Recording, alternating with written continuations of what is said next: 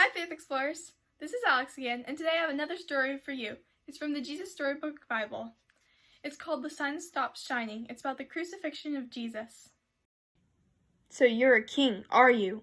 The Roman soldiers jeered. Then you'll need a crown and a robe. They gave Jesus a crown made out of thorns and put a purple robe on him and pretended to bow down to him. Your Majesty, they said. Then they whipped him and spat on him. They didn't understand that this was the Prince of Life, the King of heaven and earth, who had come to rescue them. The soldiers made him a sign, our King, and nailed it to a wooden cross. They walked up a hill outside the city. Jesus carried the cross on his back. Jesus had never done anything wrong, but they were going to kill him the way criminals were killed. They nailed Jesus to the cross. Father, forgive them, Jesus gasped. They don't understand what they're doing. You say you've come to rescue us, people shouted. But you can't even rescue yourself. But they were wrong. Jesus could have rescued himself. A legion of angels would have flown to his side if he'd called. If you're really the Son of God, you could just climb down off that cross, they said. And of course they were right. Jesus could have just climbed down. Actually, he could have just said a word and made it all stop.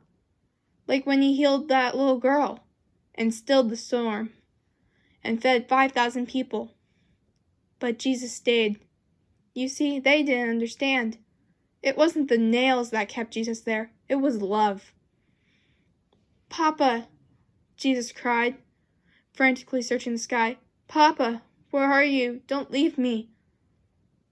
And for the first time, and the last, when he spoke, nothing happened. Just a horrible, endless silence. God didn't answer. He turned away from his boy. Tears rolled down Jesus' face, the face of the one who could wipe away every tear from every eye.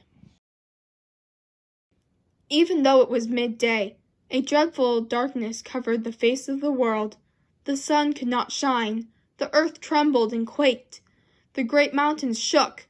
Rocks split in two, until it seemed the whole world would break, that creation itself would tear apart. The full force of the storm of God's fierce anger at sin was coming down on his own Son instead of his people. It was the only way God could destroy sin and not destroy his children, whose hearts were filled with sin. Then Jesus shouted in a loud voice, "It is finished!" And it was. He had done it. Jesus had rescued the whole world. Father, Jesus cried, I give you my life. And with a great sigh, he let himself die. Strange clouds and shadows filled the sky, purple, orange, black, like a bruise. Jesus' friends gently carried Jesus. They laid Jesus in a new tomb carved out of rock. How could Jesus die? What had gone wrong? What did it mean?